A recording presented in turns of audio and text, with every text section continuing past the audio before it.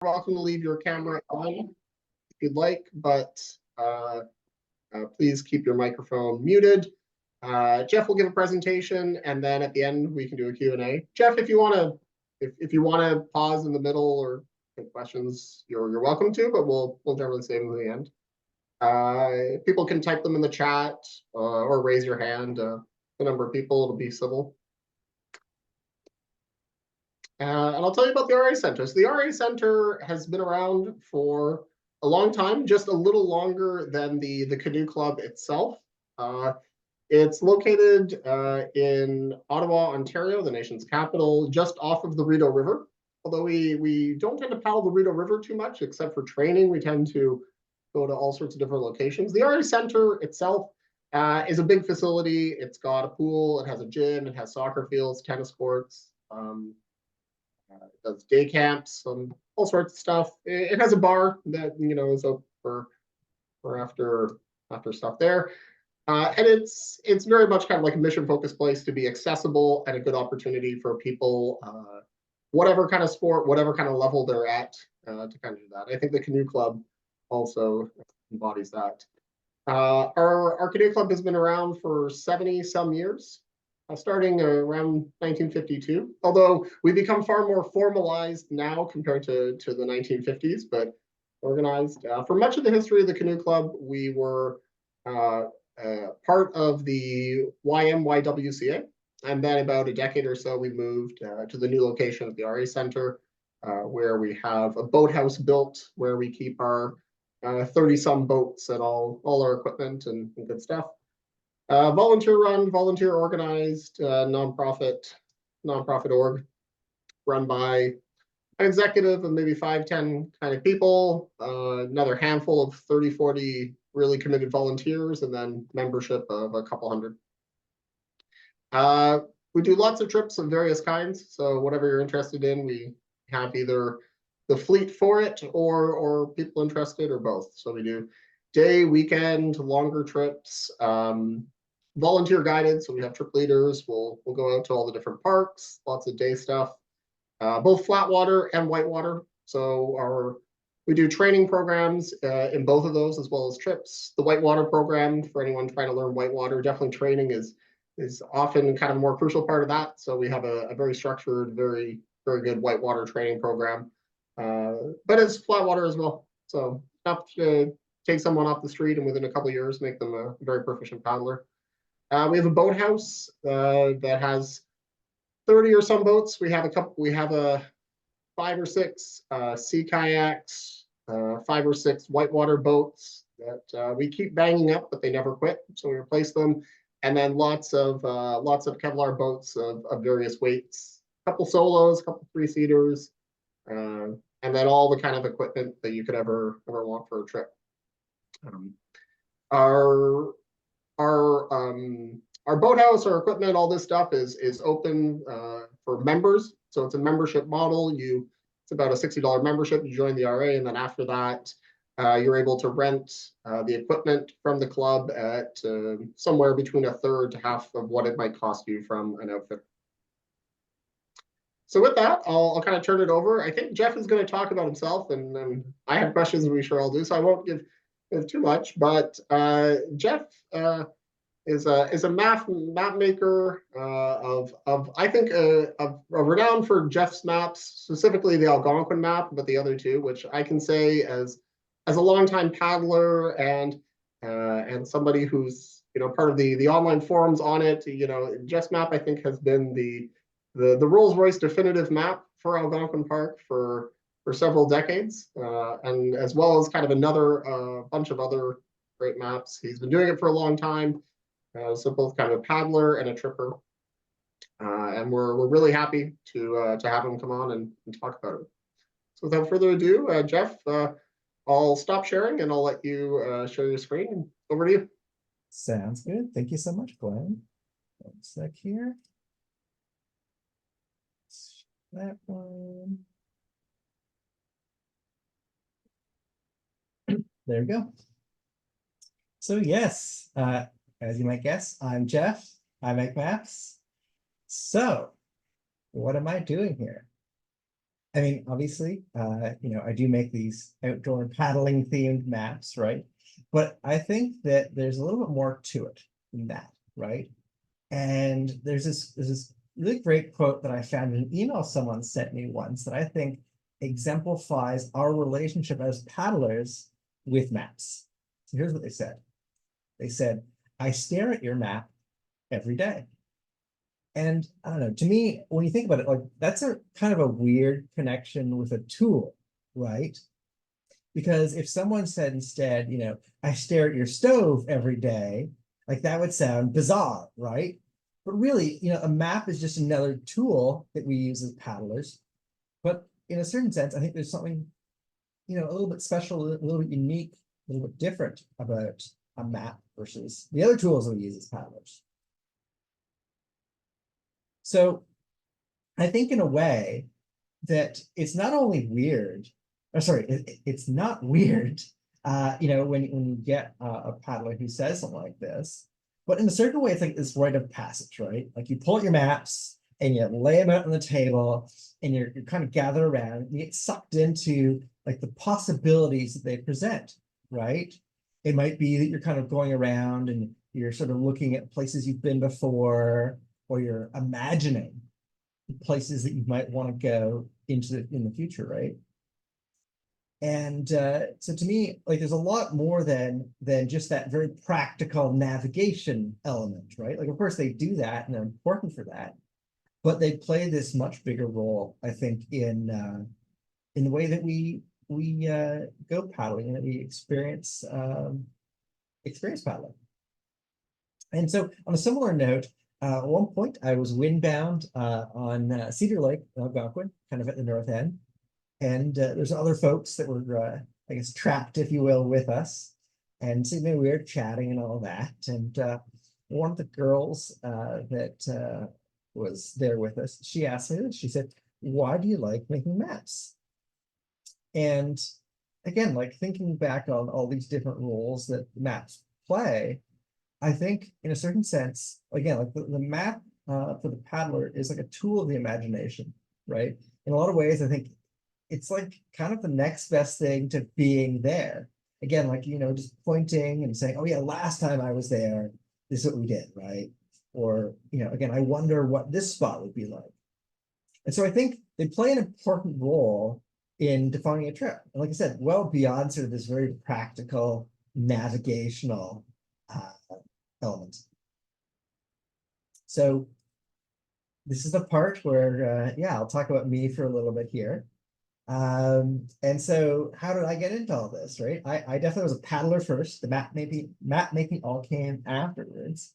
And so for me, the initial trip was when I was 8, and my dad brought me and my brother on our week-long trip to Algonquin. And to be perfectly honest, I hated it. Because it was hot, it was buggy, there were no friends there, right? But I'm being dragged along involuntarily. But hey, over the years that obviously changed, right? And so for me, it was when I was 15, so like high school, grade 10, something like that. That's the first time that I went on a trip without my dad. Because until then, it was just like every summer we'd do a trip. They kind of got longer and longer, right? So we started with the 7 days and they got 2 weeks, 3 weeks, and that sort of thing. But yeah, when I turned 15, that's the first time I went with my partner from high school. And the first year I thought, okay, let's try something new. Let's try backpacking. And it's kind of funny because in hindsight, it kind of makes a lot of sense. But I realized as we were kind of doing this is like a long portage. The portage that never ends, right? Like you get to see water and suddenly the trail's like, no, we're going that way back into the forest. So yeah, that was an interesting experience. Definitely just not my thing as much as the paddling. But so I thought next year, let's go back to Algonquin. Let's go back to sort of the same general area, but let's go by canoe. So it's like same area, different perspective, right? And it turns out that this part of Algonquin is relatively little used. And so like this is what one of the portages looked like. There's a little trail through there in the middle there, I swear. And this is also then, I guess, the first time that I realized that the park map, I guess, had some problems. So yeah, so this was, again, this is me and my high school friend. And we were doing, I don't know, it was like a 2-week trip, something like that. I don't recall exactly, but we had kind of made it so the first part of the trip would be more difficult, and later on it would be easy, right? So we're going through this portage. I remember very distinctly, right? It was like, I think we're doing this in June, right? Kind of like after school ends. So it's buggy. It was very hot. We had run out of water, but we're like, hey, we're almost there. Let's just go, go, go, right? Almost to our campsite for the night, that is. So going down this portage, and we get to this essentially mud puddle. Okay, it's like, I don't know, 80 meters wide, maybe a couple 100 meters long. And the thing is, there's like this much water, right? Like it's like all that sinking mud stuff below, but like this much water on top. And so it's like, okay, we'll do this next portage. And the great thing was that once we essentially do like one more portage after this one, we've kind of done like most of the Little Leagues stuff, Little League portages, that is, for the trip. So it's, in our minds, it's like, yay, we're almost to the easier part, right? This is great. But this pond, again, we got this little amount of water, so we're kind of not quite paddling through it, right? You're kind of like pulling mud, and you get to like a log, and you kind of do this like butt scoot thing to get over the log and all that. So we eventually do get to the other end of the pond, and we're looking for this kind of the final-ish challenging portage of the trip. Then we get to our campsite, all this good stuff. And of course, we can't find it. The thing is, again, it's this tiny pond. So, we get out of the boat and you kind of just trace the shoreline, because, it doesn't matter if you can't find the sign or whatever. It's got to be somewhere, but we can't find it. So ends up, we end up kind of just camping wherever that night. Next night, we're like, okay, we got to at least turn around and figure out a different route to sort of get around all this. We'll have to go back a couple days or something, essentially. And so that's what we did. So we kind of backed out, and this is the lake we kind of backed out to. We were coming from the left side there. We're kind of near that campsite, the black triangle, kind of over there. We had come originally from the mossy lake at the bottom where it says 355. And we thought, okay, rather than going back the exact same way, let's be smart about this. And we'll go a more efficient way, to sort of go where we want to go. We'll go a different route. So we thought, okay, we're gonna go again towards the bottom right of this little map segment there, towards where it says P29. There's a 5, it's kind of cut off, but that's where we're going. And we'll kind of continue on our way. Good stuff. So we go and we paddle, and we're looking for this creek. We keep going, and you get to that opening, the widening there, and you're like, okay, well, we missed the creek. That's weird. Okay, we'll go back, no problem. And keeping a very keen eye out for this creek. And there's no creek. So like, oh my goodness, these adventures. Well, it turns out that the problem was the map was wrong, right? Let me see if I go back here for 1 sec. Yeah, so they show this little creek coming off like the second bay, the bottom bay. Well, it turns out there's actually 3 bays. And the way the lake's kind of laid out, it's kind of marshy down there, so we didn't see it initially. But it was kind of funny because, you get out to this little point, essentially. I can't see him. I can't put the mouse on there. That's fine. You kind of get out to this little point, and there's a little yellow diamond saying this way to essentially where we want to go. And it's like, oh, okay. And then we continue on. And again, it's a kind of a challenging route. Again, a lot more of that deadfall like we'd seen before. But good thing is we're almost back to kind of a chunk of the route we've done before. So, from then on, again, it'll be easier because at least we know, we can do that. We've done it before. We know where all the stuff is. So in this situation, we were coming from the left side of the map. We're going to that lake on the right. And that's where, again, we'll hook up with the bit we've done before.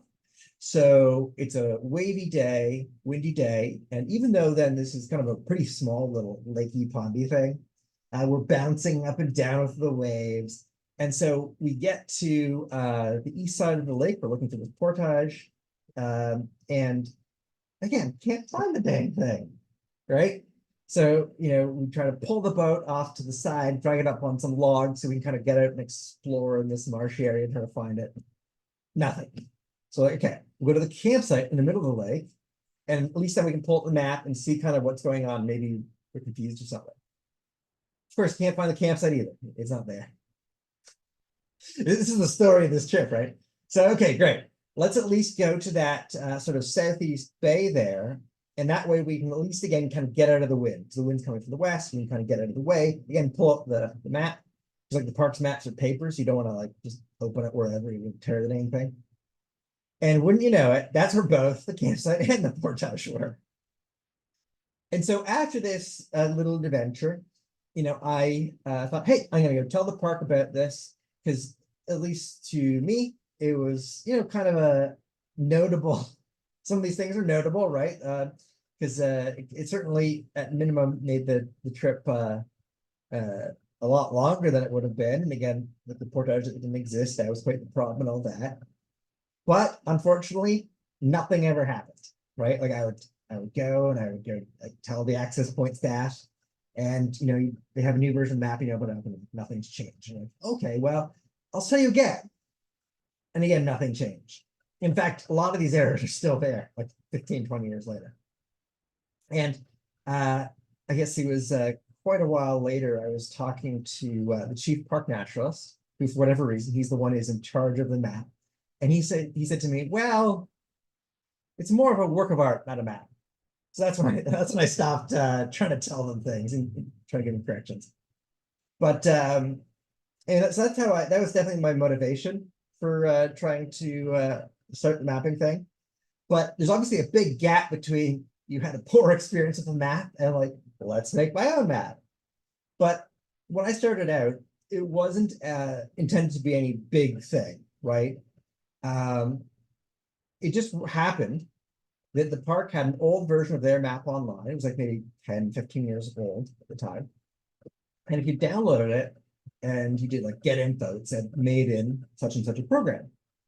And what was really cool then was that you could go in and you could just like click a campsite and drag it, right?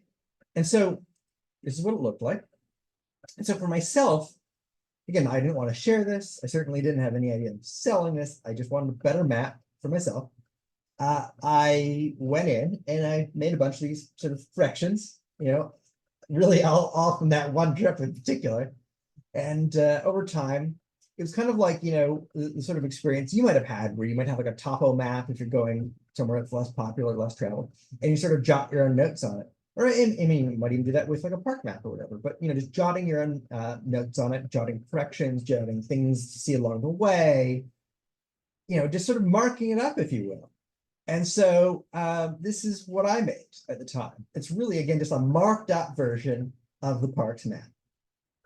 And what happened then is eventually I showed it to some of my paddling friends that I met online, and they thought it was really cool, which was neat. So I went in and little bit by little bit, I basically removed everything that wasn't mine and replaced it with stuff that was mine. It was a lot easier because, I wasn't starting from this blank canvas. I could just go in and say, oh, I'm going to fix some of the lakes, or I'm going to fix, the creeks or whatever, right? And so, bit by bit, I did that. And eventually this is what it looked like. Like I said, I just made this for myself. So I had no skill, to do with map making. I had no background, I had no training. I was just in high school at the time, and this was like a weird hobby, right? Off to the side of the paddling thing. And one of the sort of, I think, interesting consequences of that is that there's definitely been like a lot of evolution to the design of the map then. And in a certain sense, I think it's really helped that I didn't come into this with this formal background about like essentially, here's how you're supposed to do things, right? It's a lot of experimentation and learning as you go. And so here is essentially what it looks like to start, right? That was just what I'd shown you before. And then like I said, I replaced all the bits that weren't mine. So then I put it online at that point. And it was kind of cool because people seemed to like it. And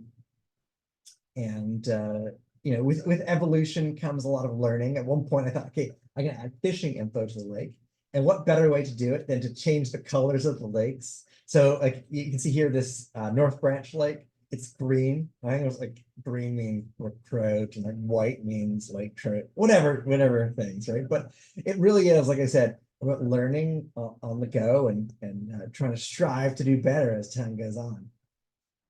And I kept adding. Definitely gets a little bit messy around here.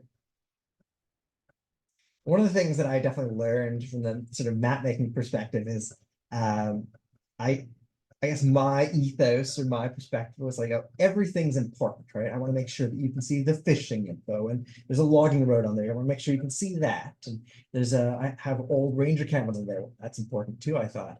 Campsites and portage and all that. But one of the things I definitely learned along the way was that if everything is air quotes important, everything pops off the page and leaps out at you, it becomes kind of this mess you see in front of you, where you're like, I just want to get to my campsite, and you're like, what's that saying?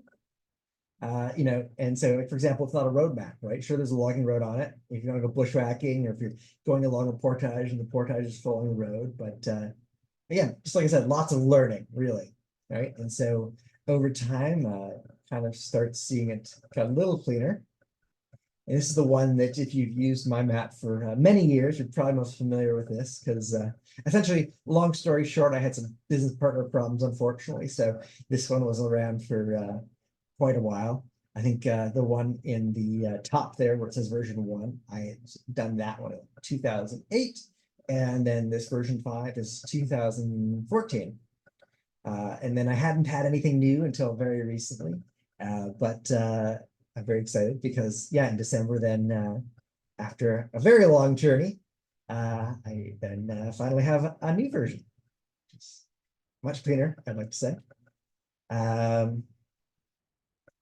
That's what it looks like. And I also now, of course, have a whole bunch of other maps. So I have maps for French River, Killarney, for the Highlands, Massasauga. But for a second, I have to go back to that screenshot from before of my new Algonquin map. And the reason for showing you this is, and all this design stuff really, is that when you talk about design, you might think I'm talking about it sort of looking pretty, right? But really what it comes down to with the design part of the map is it's about making sure that you get the info you need when you need it, right? So that making things look simple and clean, it's key, right? It's very difficult from the sort of map maker perspective, but it's really key because, when you're paddling down the lake and, the sun's setting and it's rainy and it's windy, you don't want all this, otherwise maybe interesting stuff, whether it be logging road info or fishing info or things to see along the way, sort of taking up your field of view. You're just like, I just want to get to the campsite, right? I just want to like glance at the map and go, right? You don't want to miss things. You don't want to sort of get confused along the way, obviously, right? You just like, I just want to get to where I'm going. And so, it takes a lot of effort then to kind of make a very readable map because, the more info you add, you got to really be very careful about how you do it, right? Because like looking at this screenshot for a second, if I go and change the green in the back, which is the park color, well, that ends up making the wetlands, let's say, hard to see. And if you go make the wetlands, let's say, a little bit bluer, then you end up making them, be confused with the lakes. So this sort of cycle, right, where you make one change here and suddenly you're changing 20 things. But it really is, again, ultimately important because you just need to make sure that when you're in the field looking at that map, at least the way I do it, I kind of have it in front of me, on the pack, so that I can just glance down and sort of navigate from there, that you see what you need to see. And so it's a lot easier to sort of not put the time and effort in to sort of make a messy map.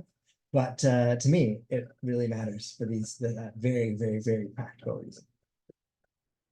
And so in terms of the maps I make, at least, they have a whole bunch of features, right? A lot of them are the sort of basic things you expect. There's lakes and rivers, portages, campsites, parks, roads, rapids. They're all sort of like topographic stuff that you'd sort of expect on a map, the basics for navigation.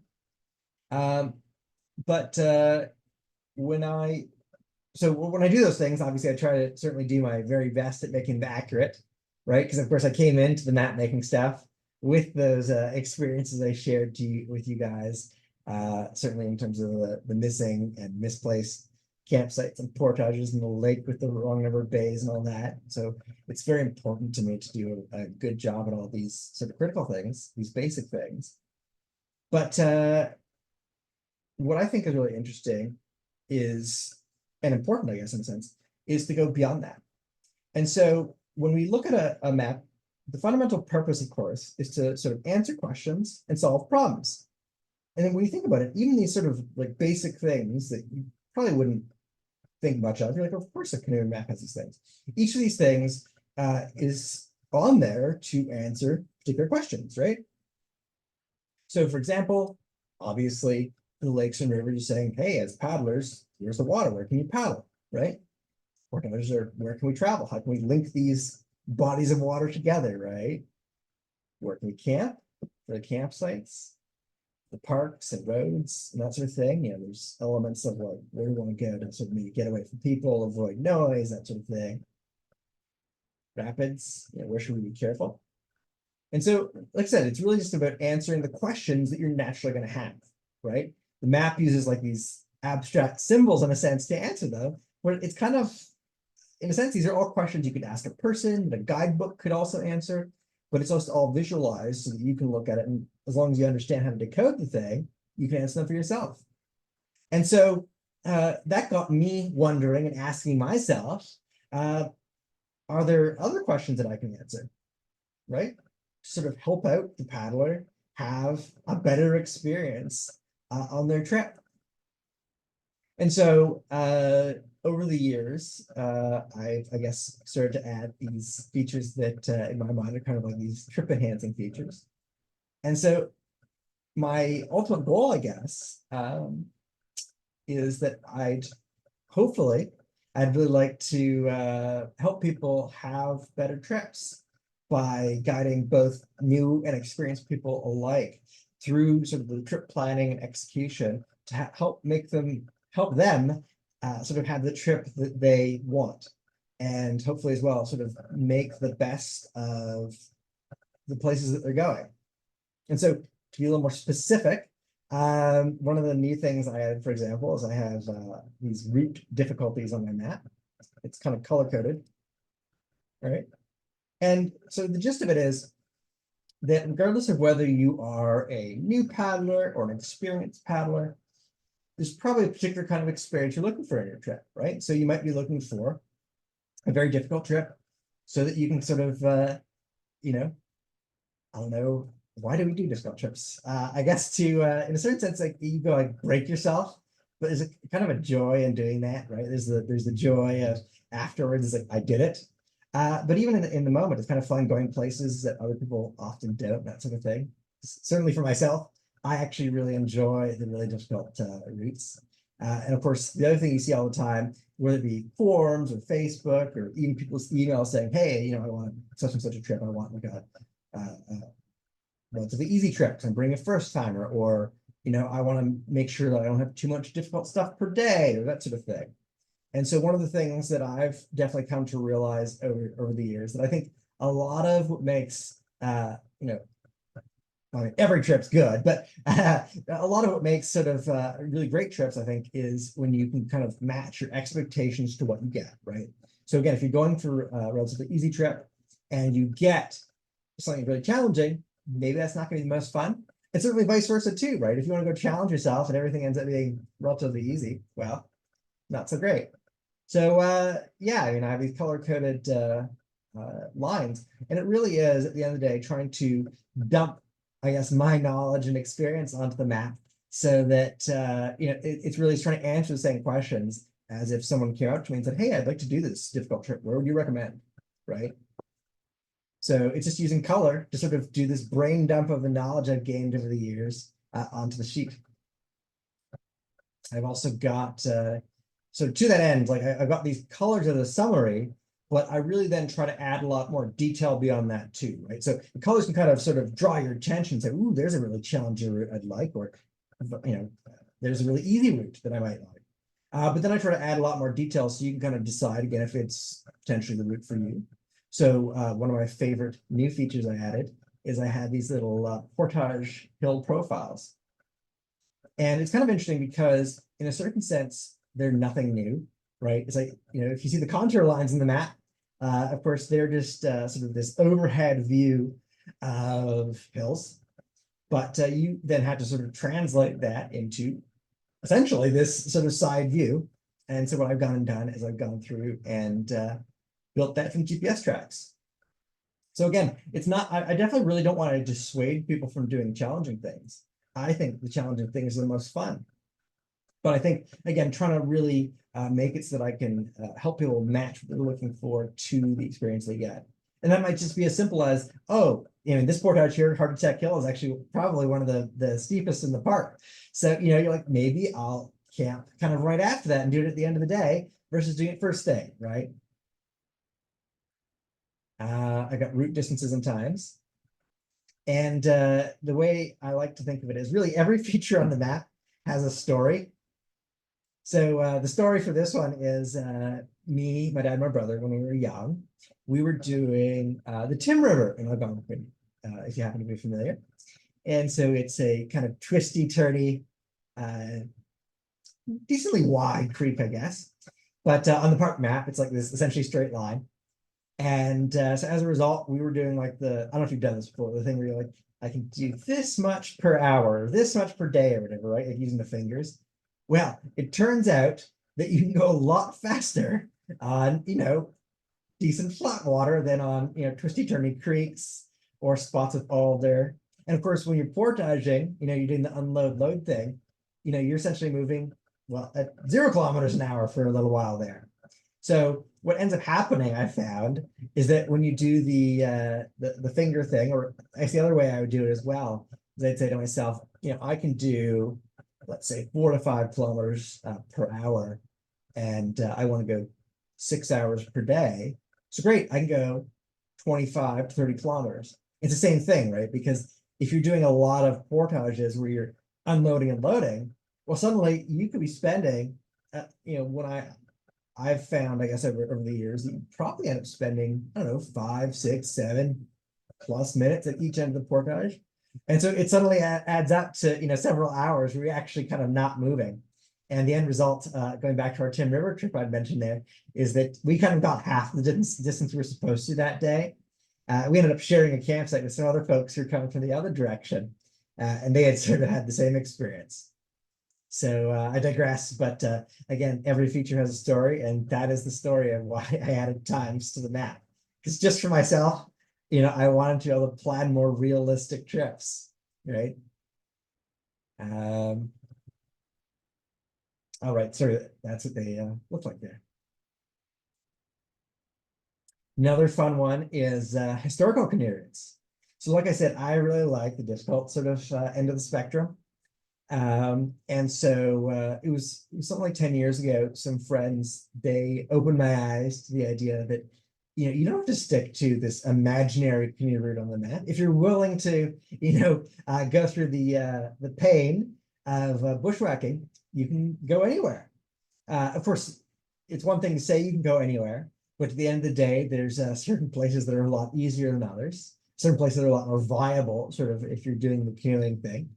And so, in particular, what I did here is I went through a bunch of old maps, old resources, interviewing some folks as well about old canoe routes that aren't necessarily in use today, but they're not crazy either, right? It's not like all you're doing all day is bushwhacking, right? What's the point? You can bushwhack anywhere if you really wanted to.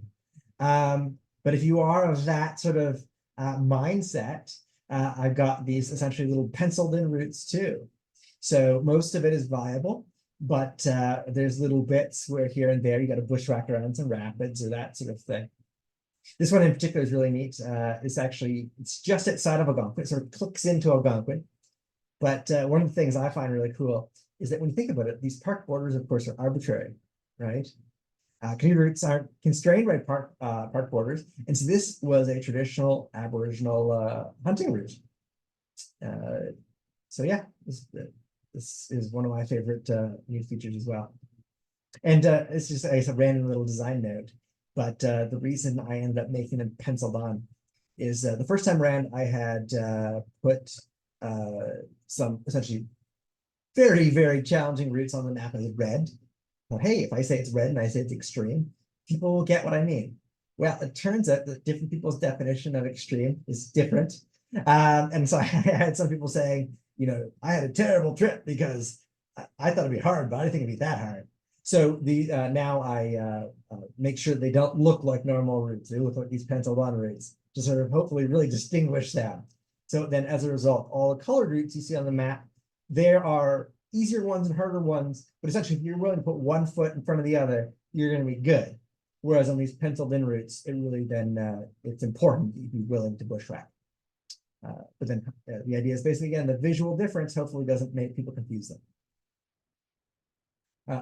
And I guess one of the other really cool things in this sort of adventure-y light that I've started to do is all the creeks and rivers on the map, the widths correspond to the real life widths. And so you can see Bolter Creek at the top of Bolter Lake there. It's relatively wide, and it is in real life.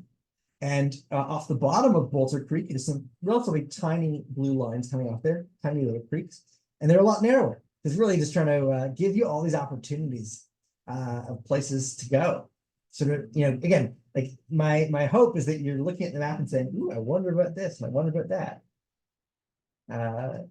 So another sort of linking up with that, another of the things that I've long done on my map ever since I started is I lots of points of interest. And the way I got started with that was that, again, way back, just doing this for myself, my dad had gotten us books about Algonquin. And they sort of talk about logging camps and, cliffs and lookouts and spring water and all the stuff along the way. All these little experiences where, you're already there, you're already doing the trip. And they kind of, at least to me, they kind of add some of the special moments to the trip, right? It's the whole idea of it's a hot August day, and then you take that drink of ice cold spring water, and like, man, that's amazing. And otherwise, you just be paddling right by these things. So over the years, I've added quite a number of things: ranger cabins and fire towers, and other historic stuff. I've got Tom Thompson painting sites. I know some people are really into tracking them down. Geologic features, earth science features, life science features, old growth, all this stuff that, again, to me, that you could do the trip and it'd be an excellent trip if you didn't see any of this stuff along the way. But, hey, you're there anyways. And when you go check it out, I think it certainly makes, like I said, for some of the fondest memories I've had on trips.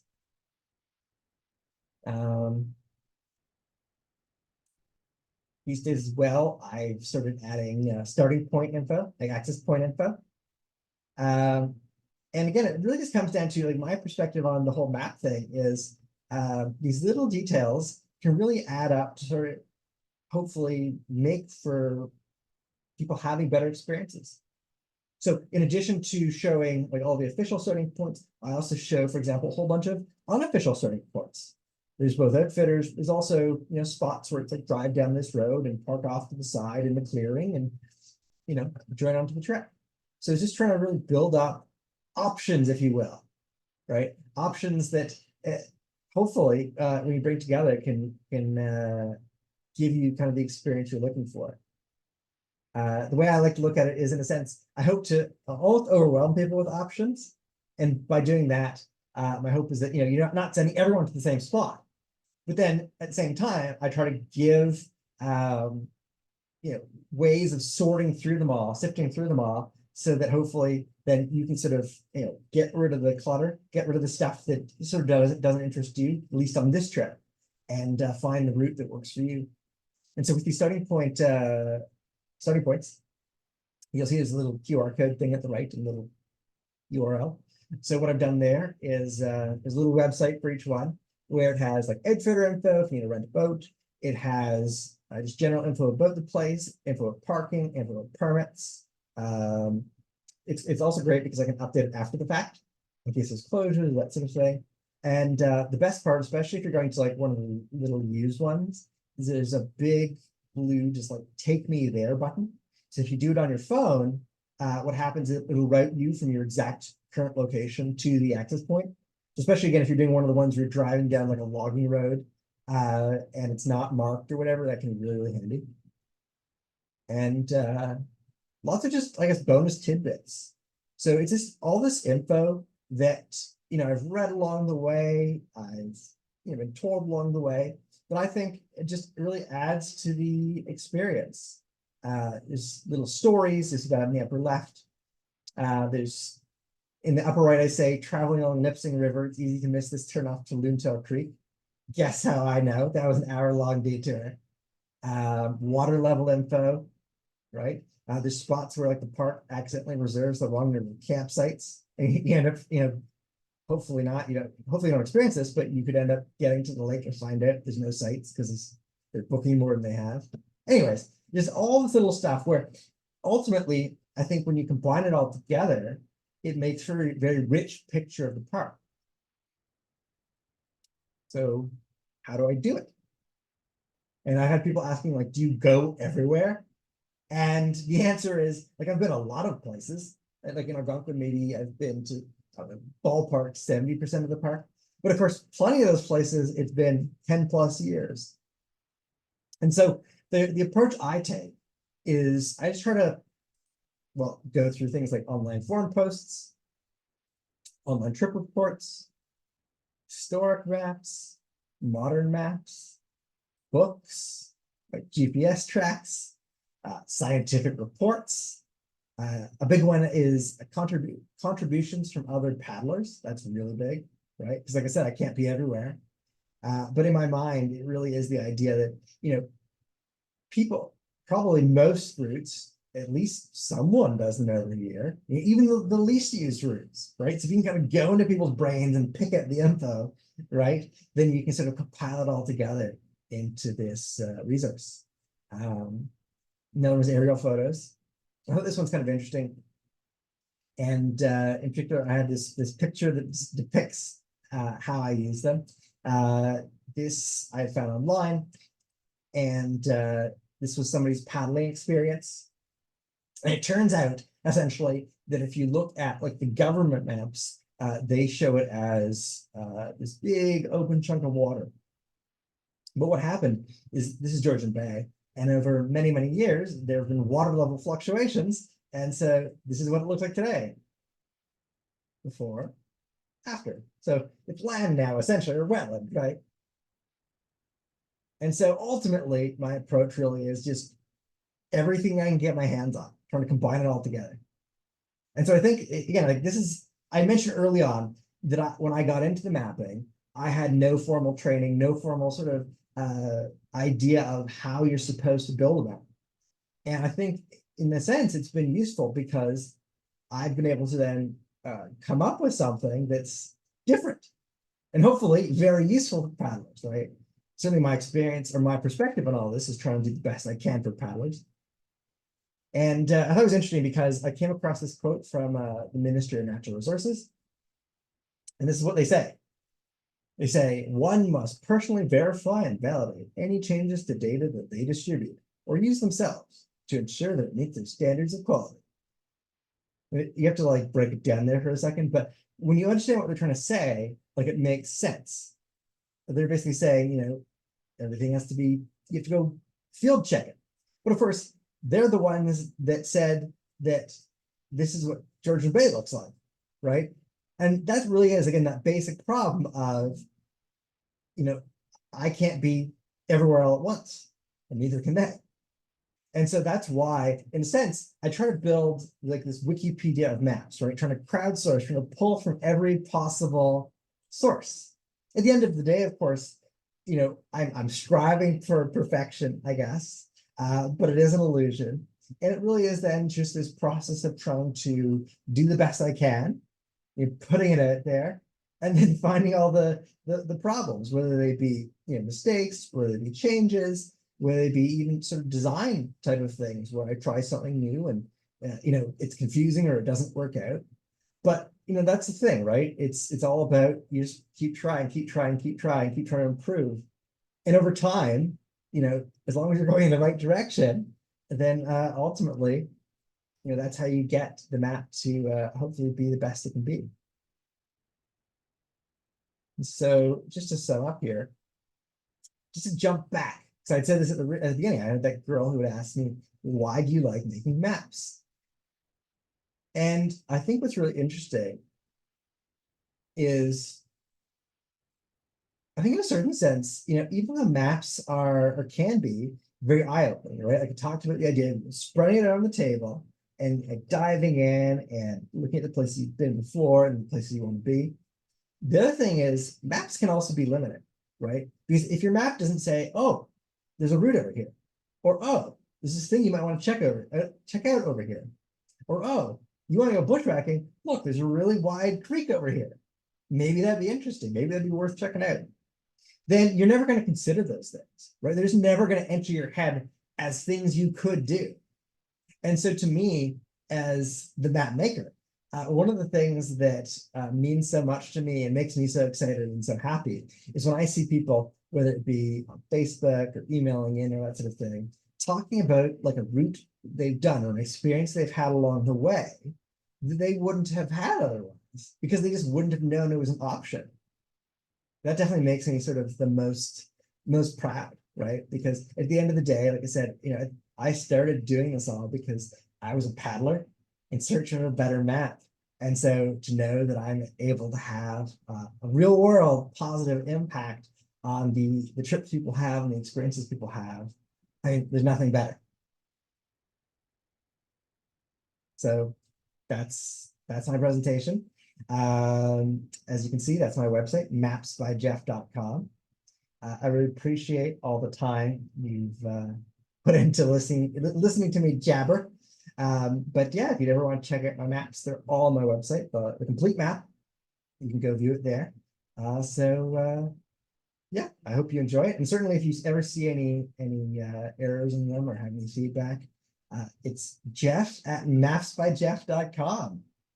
So yeah, I'll turn it over, I guess, for question time. So Jeff, it's Mark. Yeah. There are a bunch of questions in the chat. Would you like me to read them out or would you rather go through them yourself? You can read them out. Okay, so going back to the top. Some of them you may have answered already. Sure, but, yeah. A couple of comments on contour lines. One is asking about them. Another one says he really likes the elevation outline for the portages, which is related. And yeah, so start with that.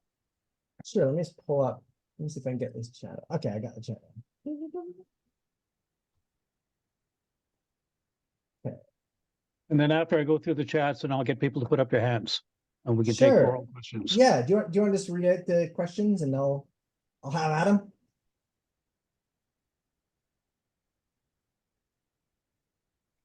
So comments on the contour lines then. What was your thought on them?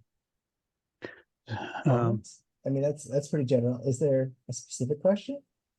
Does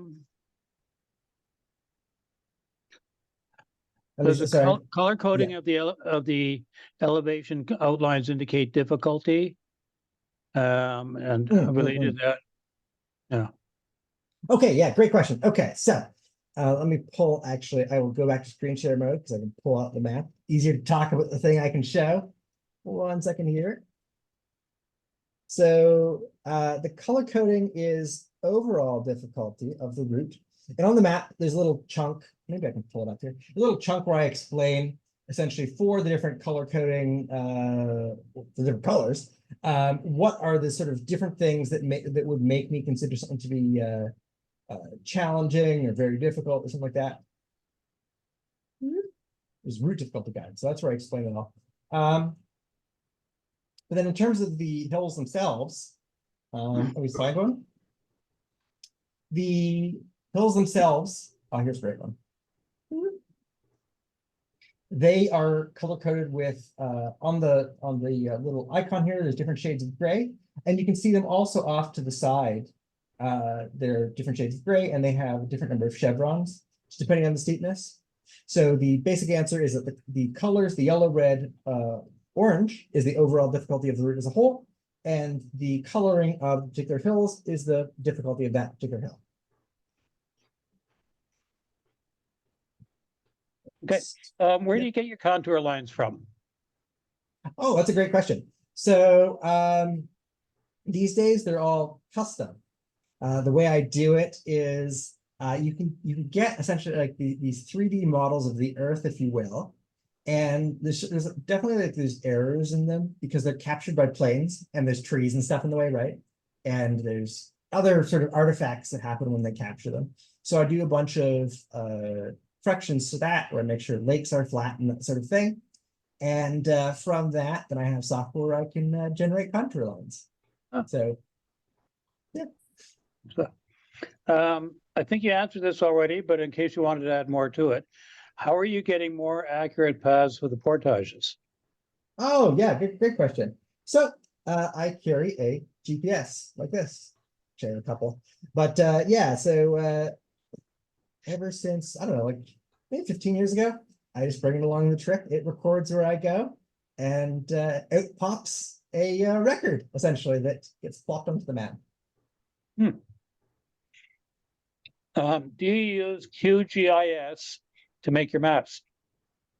Very specific technical question. I use that for part of it. So a QGIS is a sort of map making software package. I use that for some of the, I guess you'd say, analysis, right? Where, you know, you have, I'm trying to think of an example. Oh man, putting me on the spot here. I don't know if you want to take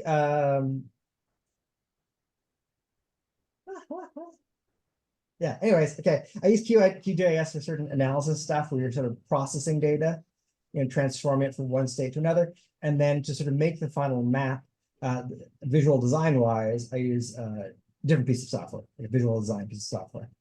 So comment that the difficulty of a portage impacts the time it takes to cover it. So Yep. Going through a swamp would be more time consuming than going on a park rock. yeah. Do you have any idea or any suggestions on using your maps with Google Earth? Yeah.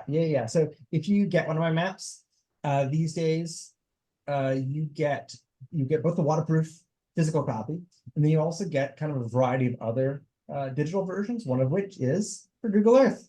And I find that super handy, especially for doing the bushwhacking thing. You know, plotting out, like I want to go between these hills or whatever, because Google Earth has perspective. There's 3D-ness to it, if you will, right? So you can kind of go at an angle and say, and go this way. So yeah, it's available. Another one on a list of they like the idea of a list of outfitters, but not all outfitters are created equal. Have you thought about rating them? Yeah, that's a good question. Yeah, I mean, for example, there's certain outfitters that I've had bad experiences with. The way I've done it so far is I've just put them all on without going further than that because I don't know. That's a good question. I guess in a certain sense, it's like I'm trying to avoid bias, but obviously a lot of what I'm putting on the map is my opinion, right? Like, for example, these route difficulties. It's my opinion at the end of the day. So I don't know quite why I've just taken that approach, but yeah, that's an interesting idea. So far, it's just, you know, neutral. Yeah. This is all my own personal opinion, but when you're putting up public documents, neutral is probably a good idea. Let's see. bearings on canoe routes across large lakes and through myriad islands like on portages might be helpful. Right, yeah, that's interesting. Yeah, I mean, to that end, I got used to navigating in Algonquin, at first, like that's where I've done all my tripping for many years. And it's definitely relatively easy, right? Because it's not that confusing. Then when I did Georgian Bay, kind of off of Killarney there, a little bit of Rhode Island stuff, man, that is very, very, very confusing where every little island looks the same. Yeah. Got 3 comments here saying thank you and good job. Thank you. What do the stars on the portages mean? Oh, good question. So yeah, the idea is just, it's pretty simple. It's just to help you connect the star on the little, oopsies, can't see what I'm seeing. There we go. The star on the graph to the star on the map. Because sometimes it's really obvious, like, oh, it's left to right. But sometimes you get these like vertical ones and it can be, depending on the angle of the line, can be confusing. So it's just really simple. Star here on the map matches to the star on the graph. That's it. Okay. One person, if anybody's looking for Jeff's website, one person has posted a link in the chat group. Thank Save you you. from looking it up. Someone says it would be good to have something like this on a KOPKA Wabakimi. Yeah, I mean, there's always, that's the thing. It's always so much fun making these, but each one takes so long. So it's more just priorities, more projects than time. You know how it is. And last question on the chat, and then I'll let people raise their hands. What areas or parks do you have next? What's next? Oh, good question. So, I got a whole bunch of projects. To answer your question directly, a couple ones I've been thinking about over time. So many years ago, I'd kind of half done one for Frost Center that I never completed for business partner problem reasons. I'd half done one for Quetico. So that's another idea. I had one for Tomogamy that I haven't updated in many years for the same reason, business partner problems. So those are all ones where it's like I kind of done them before and to various degrees, and that'd be really fun then to do them again. And then aside from that, so the new Algonquin map, I have a new design, right? Like a bunch of these things, like the hill profiles, that's new, and color-coded routes, they're kind of new how they work and all that stuff. So I'll do that for the existing maps I have. And then finally, the other thing I'd really like to do is I'd love to do some, it's kind of weird, but more maps to the same places. So for example, it would be great to do some even more detailed topos, right? If you want to go off trail, for example, and all that. So anyways, lots of ideas, like I said, just prioritize. Okay. So I think one last chat, and after that, if anybody would like to ask an oral question, raise a virtual hand and I'll come to you. So what coordinate system do you use on your maps? This person has the Unlostify Killarney, and it looks like MGRS, but the person's not sure. Oh, great question. It does say it, I think, in the legend there. Okay, so for Killarney, it uses, again, very technical question, but it uses UTM, zone, I think Killarney's zone 17, and NAD 83. Again, if that makes sense to you, that's great. But it is all on the map there. It's under tech specs, I think, near the legend. Did anybody want to? Oh, Glenn, I see a virtual hand. Yeah, I'll kick it off. I think I probably actually have a few, so I mean, maybe I'll start and anyone else can kind of jump in. There's lots of good questions, but Jeff, the one that I want to make sure I get your opinion on is on the old Jeff's map on Catfish Lake. There's an island called Shangri-La. Yeah. And on your old map, there was always a note that said something like, last reported in 2013, Shangri-La Island has been reported to have cockroaches. Yeah. Or something like that. And every time, so it's on Catfish Lake, Shangri-La Island, I think just to the left. Yeah. It reported to be infested with cockroaches. And so I paddled through that one to that island before. Never seen cockroaches. It's a gorgeous little site, right? Well, a little open to the wind, but like really, really nice. As far as that, I guess there's sometimes like, like a fisher's culture of like, don't give up the best spots or that kind of thing. And every time I saw that note, I was thinking, is it that Shangri-La is just such a great site that either Jeff himself or through some misinformation has put this note that, to deter people from booking it? Or was it that there was actually somehow like you got a piece of information, there's cockroaches? I need to get to the bottom of it. Oh, it's such a fun question. Uh, I mean, I think it's a decent setting catfish, but I don't think it's the best, to be honest. Yeah, for the reasons you're saying. I think it's kind of exposed. I think it's a little overused. But anyways, nice enough.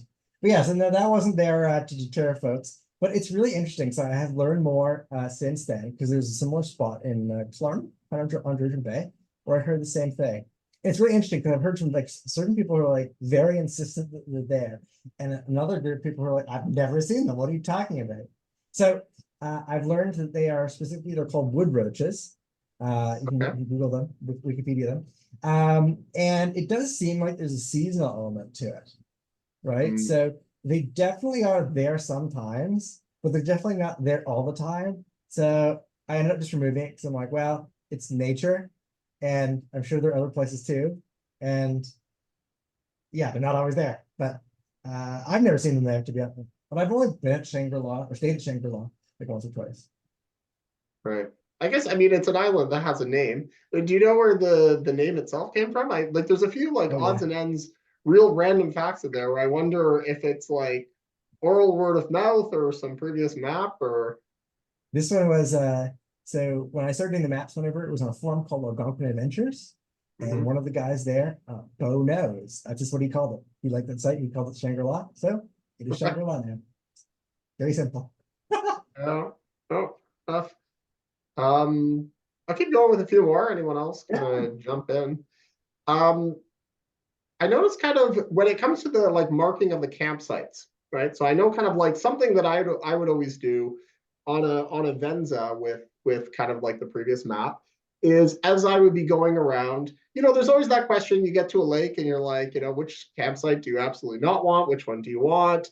And I would kind of often I would either put like a little pin that would be like red is terrible, green is great, or if I stayed on it or was like, eating lunch on it, I'd kind of take pictures to kind of gauge it there. I know you have a bit of kind of like a system, kind of I guess in the old map and the new map, where it's like some of the sites themselves are very overgrown, but the vast majority I think seem to be kind of like standard maps. Have you ever thought what's your kind of what's your tiering category? Where's the cutoff on kind of like where you call a bad site?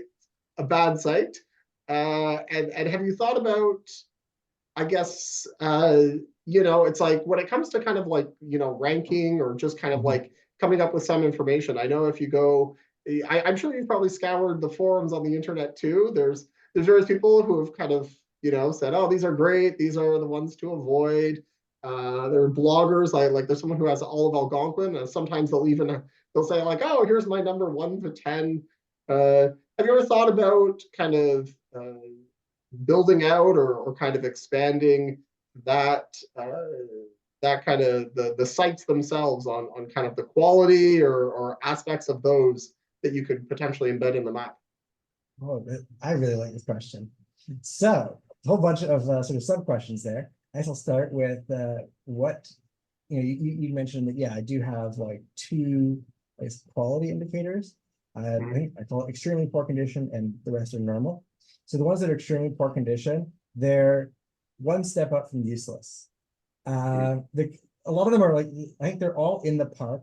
It's like ones where honestly, I probably wouldn't call them campsites if they're on crown land, but hey, they're campsites. So it's either they have like the fire pits like completely grown in, or you can barely get like one tent in, or that sort of thing. Like really, really bad. I'm sure in a pinch they're useful, but also in the same sense, you can kind of camp at a random spot on the shoreline, and that's useful too. But like that bad. Mhm. Then in terms of ranking them, sort of good, better, best, or any sort of form beyond that. The reason I haven't done that, because I certainly have thought about it, is I'm very concerned that if I go and say, hey, everyone, here's the best sites, you're gonna drive everyone to the same few sites. To that end, one of the things that I had on the drafts of the map, of the new map that I pulled off towards the very end, is I showed campsites at beaches, for example.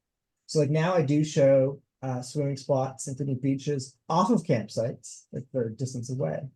But I don't show them at campsites just because I'm like, yeah, I'm totally going to drive everyone to the same spots. So it definitely is, this is an interesting one because there definitely is an element of trying to be conscious and cognizant of the effect of making, I guess, a decently popular map. So yeah, I mean, there's definitely part of me that's like, no, I'd love to do that, but trying to be responsible at the same time. So Glenn, I'll go to Scott Campbell, then Louise, and then we'll take some more from the chat. And then back to you if you have more questions. So Scott? Thanks, Jeff. Great presentation. Thank you. Just to follow on with this last one, I love your logic of let's not drive everybody to the best sites. I would also point out that things like, is the fire pit grown in, that kind of data is very time sensitive. So it might be right the year that you pick it up and wrong another year. So that kind of argues against putting more information in there. The one variation on that doesn't, I don't think, would be capacity. How many tent sites are on this site? And that would be, I think, very useful when we're planning, or as you say, getting towards the end of the trip or at the end of the day. I'm aiming for a site that turns out to have one tent site and I need 5 or something like that. So that was just to follow on with that point. Sorry. Go ahead, Jeff, and respond to that if you like. No, I was gonna say I agree. I have a long list of future potential things to do, and that's definitely on there. I think it's probably like way more useful for a spot like Temagami or something like that, or Cranland, because by and large, like Algonquin, that sort of thing, they're supposed to at least design them for at least 3 tents. The logic being that if you're allowed 9 people per site, that if you have 3 tents of 3 people, blah blah blah, then they'll fit. But so I think it's more useful for Temagami or other Cranland spots where there is no such rule. But I think it's definitely, again, it's on the list of ideas for sure. I agree. And yeah. The original question I was going to raise was, how are you selling your maps? Is it only through your website? And here we are in Ottawa. Everybody who wants the map goes to the map store downtown. So are you selling it through them and people like them? Yep. Yeah. Basically, most outdoor stores, map stores, that sort of thing. So in Ottawa, there's World of Maps. Yep. MEC also has all of them except Algonquin because they're slow these days. But I just talked to them recently, so they should have it there soon too. And I have to look. I think that's it for Ottawa right now. But then there's other places local to the park. So like Algonquin Outfitters, Portage Store, which is now Portage Outpost, like for Clarny. Anyways, yeah. Great, thanks. Louise, then a question from the chat, and then Gail. Okay, Jeff, I really, your maps look amazing, and I loved hearing about the process of how you develop them. My question, it's sort of 2 questions. It has to do with your approach to Aboriginal names of places and also Aboriginal uses, historical and traditional uses of places. I'm just wondering what your approach is to that, and also like translating Aboriginal names to English, and also maybe translating some of the settler names back to the original Aboriginal name, like if it's an Algonquin name or whatever. If you could just comment on that, please. Oh, absolutely. Thank you. So, yeah, so there are a few questions. I'll sort of break it down. If I do miss anything, let me know because I don't want to. Okay. Okay. Translating. Okay. Well, yeah. So first off, you can see on this is the previous version of my map. Is it still screen sharing? Yes, it is. Okay, great. So the previous version of my map, I do have some Aboriginal names. 1 second. To your point. Here we go. Mix names. So most of the way I got started with this is that the park has a little book called Names of Algonquin. And so they go through a bunch there. And then over time, I pulled from other sources, but it really is all the Aboriginal to English type stuff are people smarter than me, right? Like I'm just pulling from other knowledgeable sources. Wait, sorry, let me see. What were the other questions? Do you mind just reminding me? Sorry, I just don't want to miss anything. I just want English to Aboriginal, like Aboriginal. to the old Oh, the original old name that's not on most maps. yes. Okay. I love this question. So I would like to do this much, much, much more. And the biggest thing is it comes down to getting the info. But the great thing is that I don't know if you know Craig McDonald. He'd worked for the park for 47 years. For Temagami, he has many years ago, he put out a map. I don't remember the title of it, but essentially doing just that. And he is a resource, a wealth of knowledge. My goodness, he will forget more than I ever know. But he had, when he was very young, gone and interviewed lots of elders in Algonquin kind of area, Temagami area, and lots of other places. I don't know how he had the time. And so he then recorded for himself a lot of this info. And so I've picked his brain a little bit with this. He's gone, it's like the sort of thing where I'll bump into him at an event and I'll start asking questions. But I really, really, really would like to take a more holistic approach to that, both because he's definitely getting on in years and I would love to sort of get that info before it's lost. And I think it's incredibly interesting. So it's definitely on my to-do list. I don't have as much, nearly as much as I would like, really is fairly limited right now. But that's kind of where my brain is at as a hopefully sooner than later sort of research project. Again, research as in Ask Craig. And yeah. Thank you very much, Jeff. That's very exciting what you're doing, all of it. Thank you so much. Oh, no problem. Oh, and one other I'll toss on you hadn't even asked about, but there's also a whole bunch of like traditional winter routes. I mean, Craig's such a neat guy, but one of the many projects, sort of hobby projects he had is he's gone through and cleared out and documented these old winter routes. And the idea with the winter routes versus the summer routes, of course, is that in the summer, for example, wetlands, you can't travel, right? But in the winter, there are these great flat travel surfaces. And of course, conversely, every portage is way harder when you got a hill in it. So, sort of routes you use are different. As well, of course, if you have flowing water, that doesn't work in the winter because you're gonna have open ice. So there's a lot of really interesting, again, traditional routes that are not documented otherwise. And Craig has definitely expressed interest in getting those documented. So again, all these fun sort of projects about, really recording and saving and hopefully sharing in a respectful way this info. 2 quick questions from the chat, then Gail and then Dan. So somebody would like to see the legend again. Oh, and yeah. then the other one refers to your comments about water levels at different times of the year. And have you thought about changes in hydrology from year to year, especially with all the change of climate that's going on? Yes. Give me 2 seconds here. Just trying to make this visible-ish. It's kind of cut off, but sorry for the legend real quick. Again, this is also like the full maps on my website. So you can see the whole thing there, but here it is up there for now. And then the other question was about hydrology year to year. Okay, yes. So one of the many projects over the last few years working the Algonquin map is going through each feature and really trying to think long and hard about like, what are the sort of ways it's used, what are the realities of how it works. So thinking about low water, high water, what does that mean? And kind of my conclusion on that was that although there's these year-to-year changes, there definitely are, like, in a sense, like bounds to it, right? So, okay, if we think of like a really dry year, I remember 2012, this is kind of a tangent, but 2012 was a very dry year. And we were going camping in like March. And then as a result, if you looked at, say, August or September, there would be creeks that otherwise might be navigable, but yeah, not happening, right? It's like all raw. So there is like this worst case scenario, but there's certain creeks or whatever that are going to be fine kind of no matter what, even then.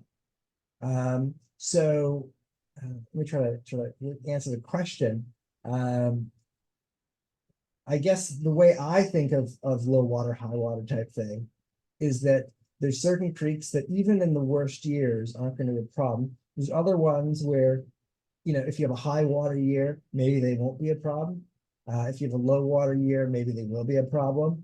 I try to give, as a result, kind of very generalized info. And I can't say, like, oh, by August, you'll have low water.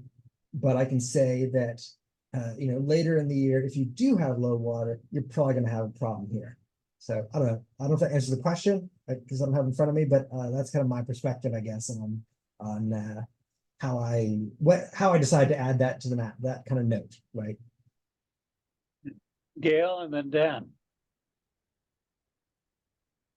Okay. Hi, Jeff. Thank you. This has been a really fun and interesting talk.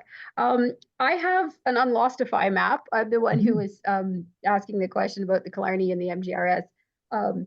But my question, the Unlostify map I have estimates, or it indicates travel times using those little squares, where one square represents 12 minutes if you're speedy, 15 if you're typical, 20 if you're relaxed. And I notice also on this map that you've been screen sharing, it doesn't use the squares, but it's also giving indicators of travel time. Yeah. I know roughly what paddling speed I usually assume for myself when I'm planning a trip, or what portaging speed, but I don't know if you would categorize that as speedy, typical, or relaxing. So I'm wondering, like, what sort of paddling and walking speeds are you assuming in those categories, or in this later version in your time estimates? That's great. So is there I a think speed? yes, absolutely. Give me one sec. I think what happened, because I was going to go into more detail on the map that this time, it was on the draft. I think I ran out of space. But Okay. yeah, okay, I'll give you like a kind of high level. Okay, yeah. Great. The way I do it is, for the typical speed, it essentially assumes that you can go just between 4 and 5 kilometers an hour on flat water in normal conditions. Yeah. And then what I found is that when you go through other types of terrain, right, whether it be twisty creeks or beaver dams or portages or loading, unloading, or whatever, I find that typically people who are faster at paddling end up being faster at all these other things. People who are more relaxed at paddling end up being more relaxed at all these other things. And the way I'd done that, I sort of come to that conclusion, is I got a whole bunch of GPS tracks from all sorts of people, and I kind of used my early university level statistics to kind of go through, and I found that I could then, in a statistically significant way, predict people's times. So go back to your actual question of, okay, what does that mean for you? So the basic idea is that, again, that my basic assumption for the typical is like 4.75 kilometers per hour on flat water. If you found that you're like, hey, I go 5.5 kilometers per hour or whatever, it doesn't really matter, right? What you could do then is you could modify all the times by that factor. So you'd say, so you'd say something like, I go 5.5, you said 4.75. So you'd say you go 15.7% faster, let's say, than the built-in times. Right. Okay. So the typical is assuming like 4.5 to 5 kilometers an hour paddling On flat water. Yeah, in flat, exactly. no windy conditions, etc. Exactly. And then essentially everything on other types of terrain is calibrated to that. To that. Yeah. Right. Yeah. Is there a speed assumption for the portaging? Yeah. My goodness, you're quizzing me here. I think, okay, so unload load times is 7.5 minutes per end, so 15 minutes for portage. Okay. And then the actual walking time, I think it's just north of 3.5 kilometers per hour. Okay. And again, it's like significantly slower on other types of terrain, like alder is really slow. Like against alder what's in your face, that's like under 2 kilometers an hour. There's penalties for like twists and turns. But yeah, that kind of gives you a rough sense. Yeah. Yeah. Thank you. Yeah, that's really useful. Jeff, just a quick note. I notice in the new map, you've done away with the kind of cartoon depiction from amateur to expert, and it's sleeker and it looks better, but you lose the depiction of the complete amateur. Where as a canoeer, you look at yourself and you say, which one am I really based on this cartoon? Yeah, I liked that. One second, I can pull it up just because I thought it was so fun. One sec here. This is what the previous one showed. Right there. So I've Yeah. got two more comments from the chat, if you care. One is the Algonquin Logging Museum has an alligator on it, which is kind of interesting to see if you've never seen one. Alligator being what they used in logging, and they could go on the water and drag themselves across land. And then the question is, what's your all-time favorite paddle in Algonquin and why? That's right. I can everyone my favorite route. The way I usually answer that question is like I've got favorite routes in different chunks of the park. So actually, I'll give you one that's right where we happen to be in the south part of the park. So, like I said, I kind of like these less traveled routes, both because it's kind of fun going places where you feel isolated and it feels like you know there's no one else around. So one right here. Oh, let me zoom it for 1 second context. So if you're familiar with Algonquin, Highway 60 is kind of, I don't know if it's nice. Highway 60 is right through here. And there's popular lakes, like there's Rock Lake here, and Lake Louisa here. And so if you go south, just a little bit more, oopsies, there's a little bit more. There's this creek down from, again, there's Welcome Lake's popular, Harry's popular, Rent's popular. If you go further south, there's the Gallipo River. I really, really liked it in here. So it's relatively rugged. There's only 2 campsites. This one here is terrible. Don't use it. I mean, it's not terrible. It's usable, right? That's why it still has a solid black square. It's usable, but this is the nicer one. So I would stay there. That's where we stayed. And it was fun because you feel like you're in the middle of absolutely nowhere. And there's kind of all these little lakes off to the sides. We did lots of day trips and all that. So a lot of it's good memories, stuff like that. I'll give you one more. And kind of, oh, yeah, okay.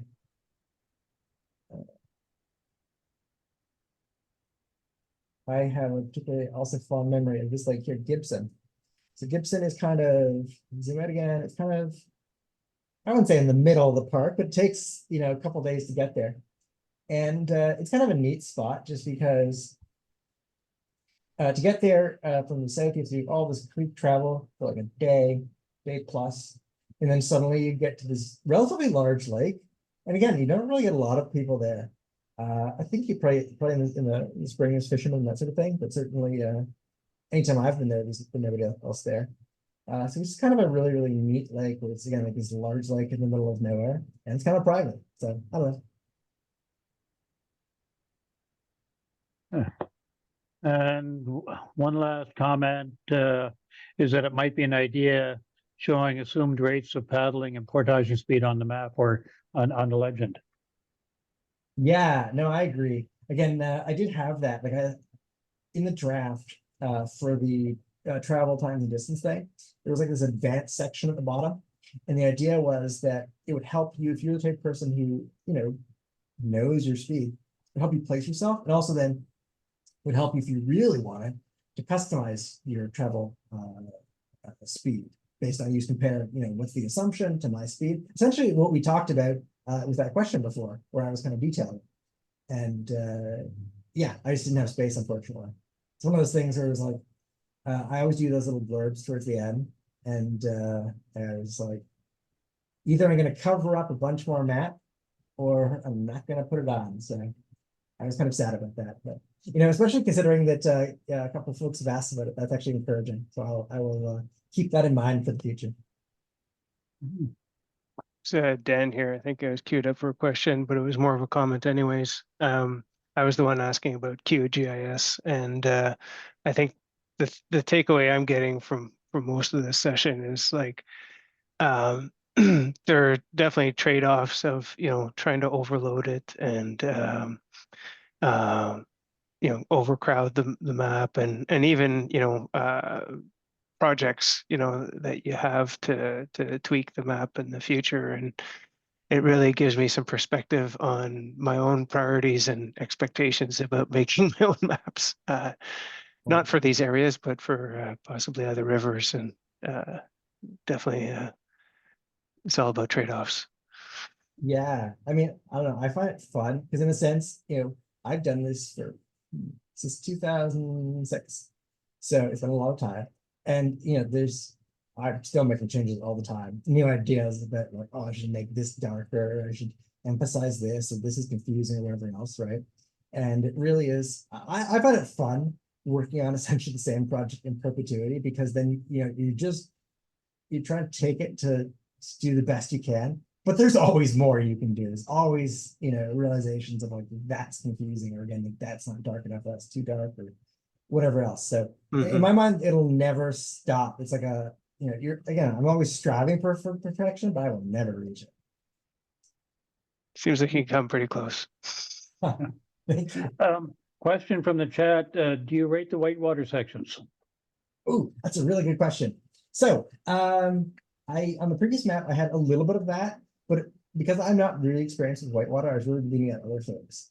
And so this time around, again, I was really trying to give a good think on how to, again, I was talking about before in the presentation about trying to make sure everybody finds or picks routes that match their expectation. And so one of the things that end is like with whitewater, especially when you need to do whitewater, as opposed to like in Algonquin, there's spots where you can do whitewater or you can do the portage, but where you need to do whitewater, I felt that essentially it's a different skill set than straight, flat water paddle. And I really didn't want to accidentally encourage people who have no business being on the whitewater route because they don't have the knowledge and experience or probably interest, at least if that's not what they're intending to do. And so the way I had done it is in the draft map that again, I never got this on to the final one yet, but I'll put it on the future. On the draft one, I showed the whitewater routes as like a different thing. Just like how the adventure route, the bushwhacking routes are penciled on. I had something kind of similar-ish for the whitewater, where I was going to go into more detail, but again, really trying to make them not look the same as the flatwater routes. But for now, I cut that for time, but that's something I definitely want to expand on in the future. I have lots of ideas. So. I'm going to go off to our closing slide because it's what time we know? 8:30. We're getting late. And if Jeff wants to hang around, if people want to hang around, that's great too. But I just want to get to our closing slide while we can. If I can figure out how to share it. So coming up, one of the chat mentioned that one of the islands is on Kevin Callum's book, but not the tree. Well, coincidentally enough, next week we have Kevin Callan coming in and talking. After that, the Canadian Canoe Museum, and people may have heard of it, and if you haven't, they've got a brand new building and all kinds of, so that the director will be talking about that. Plus, I've asked them to show some photographs of some of the unusual canoes. February 28th, for those of you who are not close to Ottawa, you're going to miss this. It's in person at the RA Center in Ottawa. All of this stuff is on our website, by the way. And a club member is a geographer, or was a geographer on a cruise ship to Antarctica. So she's going to talk about that experience. Max Finkelstein, lots of people know him for many different things, including canoeing across Canada. He's going to do a talk about the Madre de Dios River in Peru. If you haven't heard Max speak, he's a lot of fun. We have a number of, what happened to my slide? We have a number of people from the club who are going to be talking about, so let me see.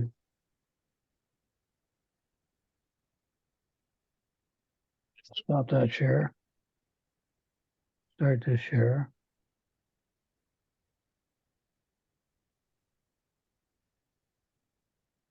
Do it this way. A number of people talking about, and I can't pronounce those names, but they're Great Big Northern Rivers. And for anybody who's in the Ottawa area, April 26th is our Canoe Club open house. And so Glenn was talking about this a little bit earlier.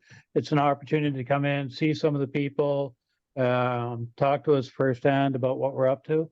And then, if you wish, you can buy a membership or sign up for training. Our training goes anywhere from, I've never been in a canoe in my life, to advanced solo whitewater. And that's what I had to say. So Jeff, would you like to keep going, or are you tired of us by now? Oh no, I got all the time in the world. Sure. Yeah, well, I mean, we'll officially close it, but then I'll probe you for another question. Jeff, thanks for coming in. Great talk, and thanks for making a good tool, like a map that has stood the test of time, and I think has brought a lot of joy and a lot of use to a lot of people, and it's great to see kind of the final culmination of the new version and the continuous improvement and all that, and yeah, on behalf of everyone, thanks for doing it and taking the time, and good luck with your map making. Good luck with your own paddles. Hey, Thank you so everyone, much. thanks for joining. We'll have other webinars kind of in the future. A lot of people drop off, but I mean, Jeff, I wanted to kind of keep probing you. I know when it comes to my use of the map, I'm always, whether it's paper, I'm putting notes on the map, or if it's on Avenza, I'm like always trying to upload pictures, which is fantastic, or put pins or all that. What does your map look like when you're using it as a tool? Do you when you're going tripping, do you put scribbles in there, or what does your personal version look like? Oh yeah. So I mean, on the GPS, right? There's a little button here that says mark, and that's how I can basically jot down points, if you will, right? So you're going along with the campsite, there's a ruins or whatever, right? So that's how I do it there. And then on the sort of map itself, a thing that you don't see, but I can click on, say, campsite, and there's all sorts of sounds like a little spreadsheet, if you will. All sorts of little columns. So I can have notes on, like, if I really like the size of the site or the condition of the site or whatever else. So there's all sorts of sort of behind the scenes info there. Yeah, you seem like somebody who's able to have attention to detail. Yep. Somebody on chat has suggested that if you're making your maps electronically, it might be possible to allow people to layer them. So there might be a layer for points of interest, or fishing in another, and so on. Mm-hmm. Yeah, I mean, so long term, one of the things I'd like to do is build a digital map that's more than just the paper map on screen, right? That's essentially right now the same thing. I think ultimately, rather than making you flip any layer on or off, I would do something a little bit different, but the sentiment makes sense to me. That at the end of the day, there's different info that matters to different people. There's different info that matters in different contexts. And so I think it'd be a lot of fun at some point to do that.